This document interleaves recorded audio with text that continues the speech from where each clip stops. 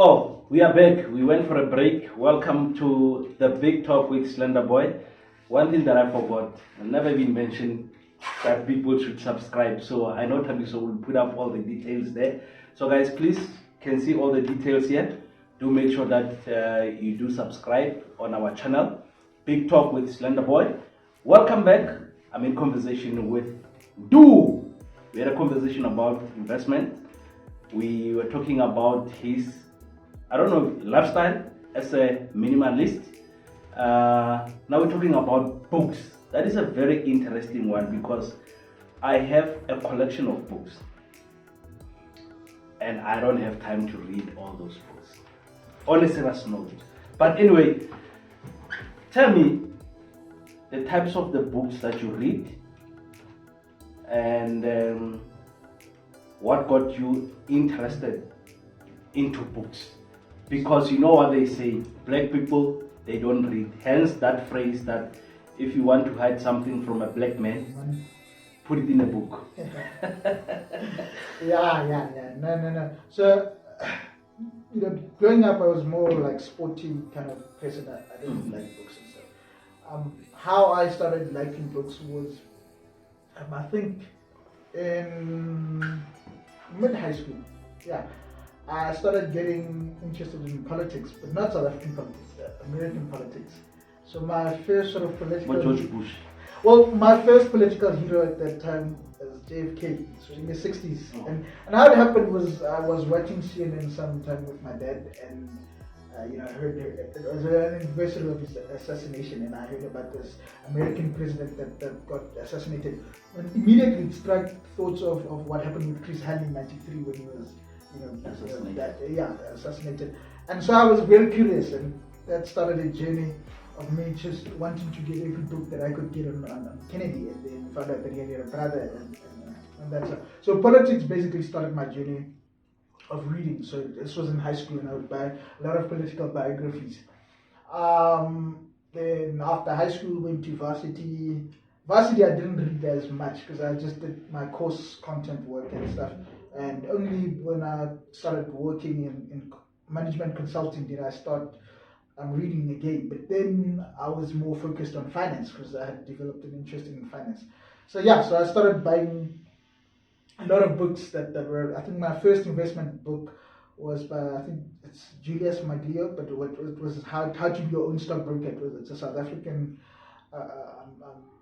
investment broker that wrote the book. And then later on, obviously, I started watching programs like CNBC, Bloomberg, all these financial channels. And that's where I found out about the likes of guys like Warren Buffett, and then I started reading books about them, trying to read, basically any article that I could get. But later on, I for a while I traded. I traded, but I was a horrible trader.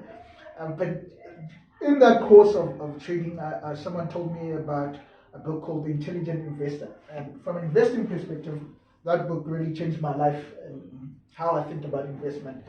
And it really taught me the fundamentals of value investing. Now, just a short one, if you don't know about The Intelligent Investor, it was a book written by Benjamin Graham, and who was Warren Buffett's mentor. And so, like I said, it altered my philosophy on investing and really just helped me have a proper structure of how I pick companies and what do I look at when I pick companies.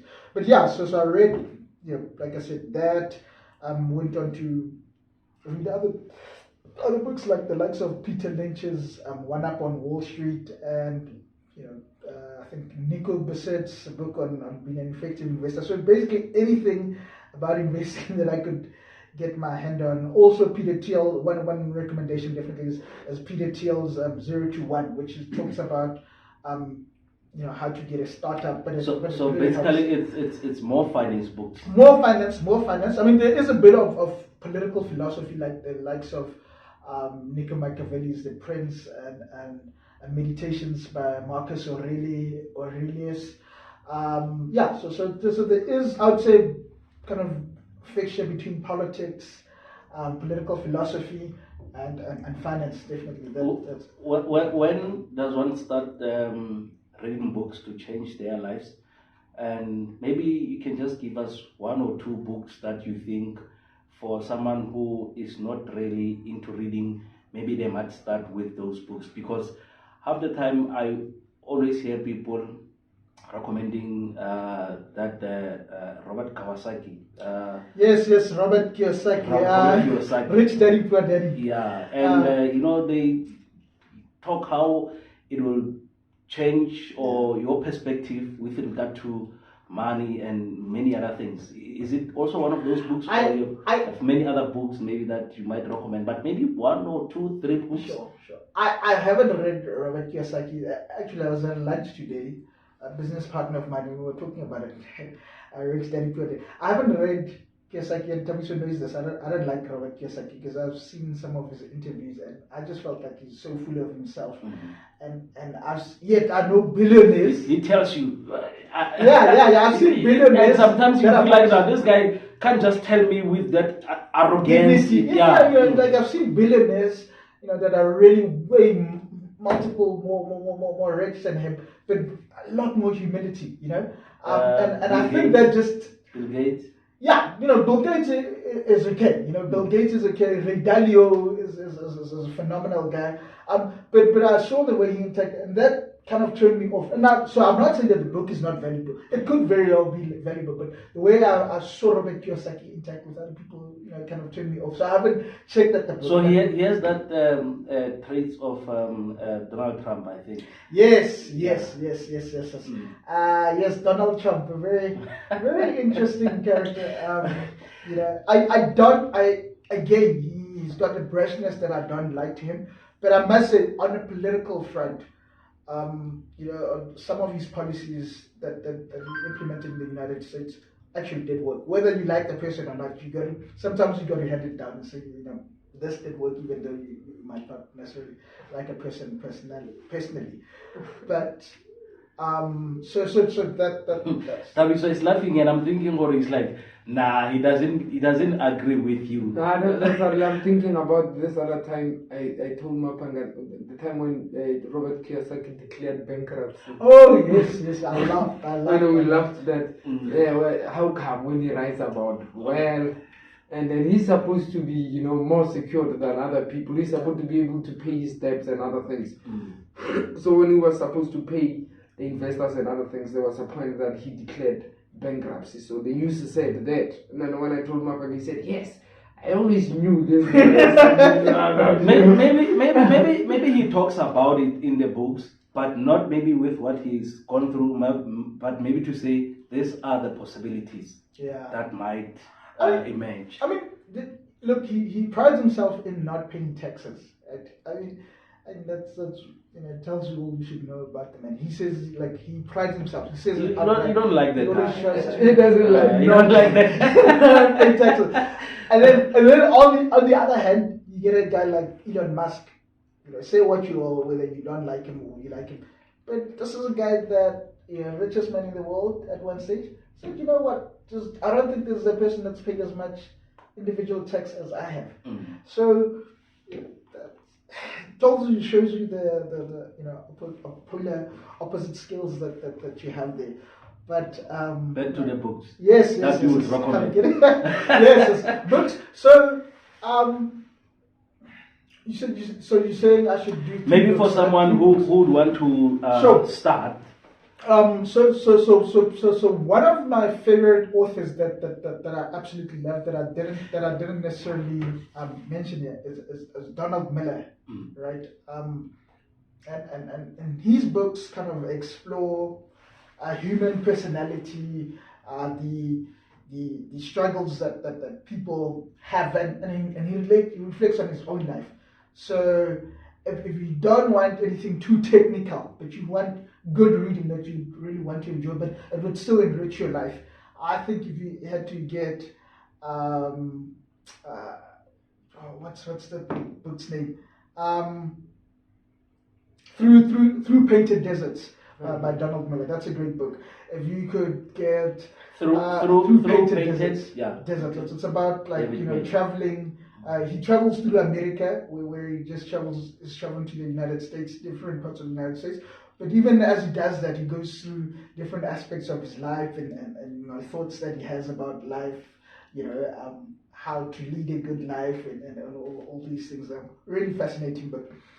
He also has a book called Blue Like Jazz, another phenomenal book in which he explores the idea of relationships but there's sort of a wholesome way that you know, he explores it, and also discusses his own frailties in the book. And then there's also the final book of his that I definitely recommend. This is non-technical books, right? Okay, so it's only one guy that Well, remember you said to me non-technical stuff. Oh yeah, right? okay. So if you want easy reading, Mm. the final one is what's that book? Tell me, so that the last one that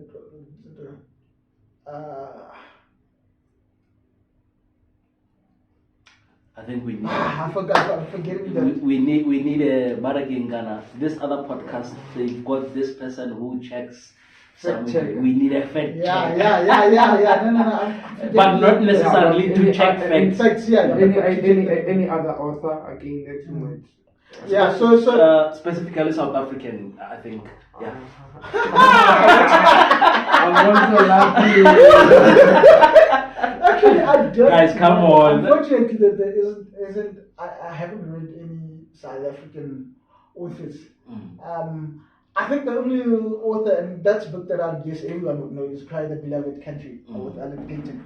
And that was that's probably the only South African author that I can say. But my thing is, look, I'm South African and I experience what we live in, and I think because I haven't afforded or had the privilege to actually travel the world, books are my way of seeing the external world, sort of going on a flight without actually going on a flight. You know, I'm a bit disturbed because you guys are laughing when I ask about any South African, because I'm just thinking that, you know, some of these books, there is this thing that they were written, and when they were written, you and I were not in the minds of these people who wrote these books.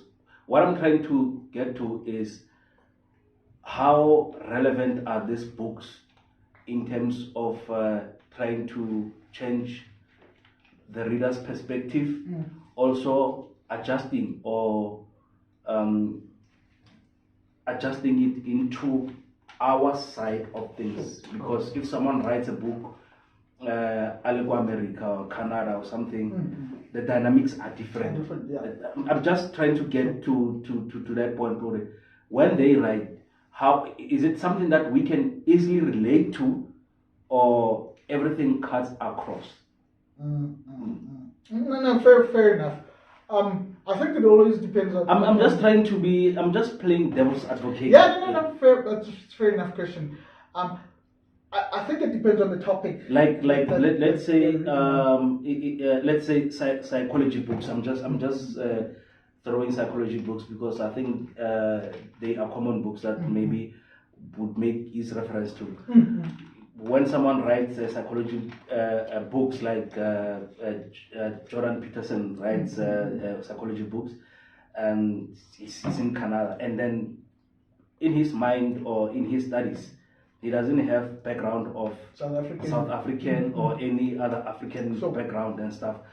Will that book really assist? I'm just trying to check. Fair enough.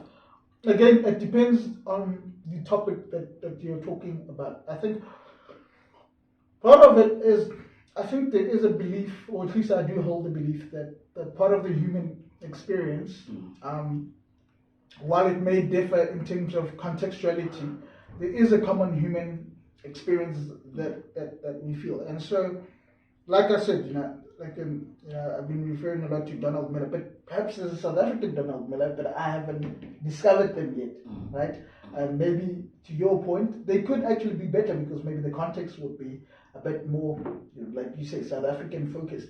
But my point is that there are some topics that you can speak about which are common to the human experience, and so it doesn't matter if someone is reading it, or writing it overseas or in South Africa. The message would be similar. I mean, let's say that the investment books that I read, these are mostly based on American or European things, but the principles are applicable anyway.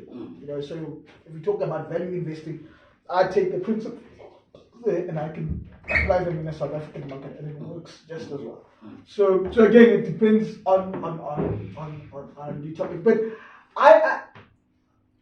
I do like reading a bit of fiction too. But I remember at one stage I was looking for South African fiction. And one of my struggles around South African fiction was too much of it. I understand that we have a historical context, right? So I'm not discarding that. But too much of it, referred to the apartheid sort of historical context. And I remember I'm saying to someone, sometimes I wish that I could get, and there might be one, maybe I just haven't discovered it yet.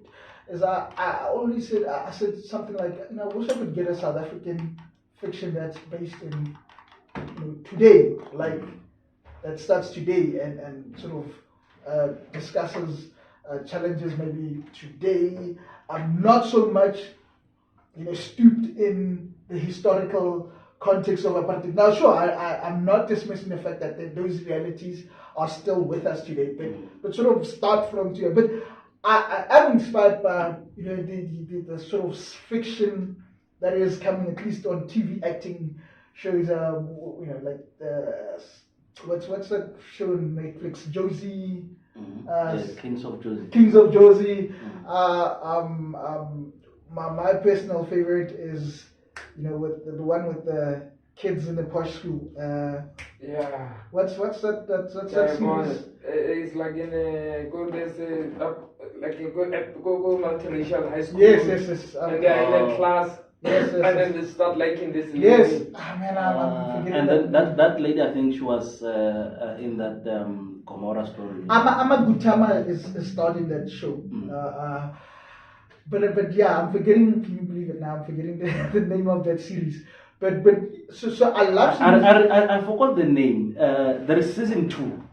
Yes. There is season 2. Season 3. Let's. I just want to check it. Okay, guys. But all right. Yeah. So those stories, I like how I've seen that. So I like how those stories have started to articulate a new fiction for South Africa that is not so much rooted in apartheid. As much as important as it is to know about your past. When you're having a conversation and when you are done, you're like, I just want to call and say, guys, I just remembered. It's fine, but yeah. Whatever the name of the show is, but that's a great show. Had a great one. Thank you very much for coming through, and I'm definitely looking forward to have you again, so that we get to learn more about financial matters, financial issues, and I'm sure the viewers are also looking forward to that. Till we meet again, guys, keep it safe. In the meantime, don't forget to subscribe and also like, and please do share our content rather follow us on Big Talk with Slender Boy. Till we meet again, have a nice one. Oh, this episode was brought to you by Gyroscope TV. Adios, muchachos.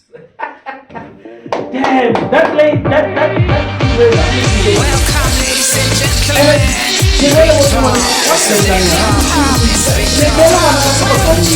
Slender Boy.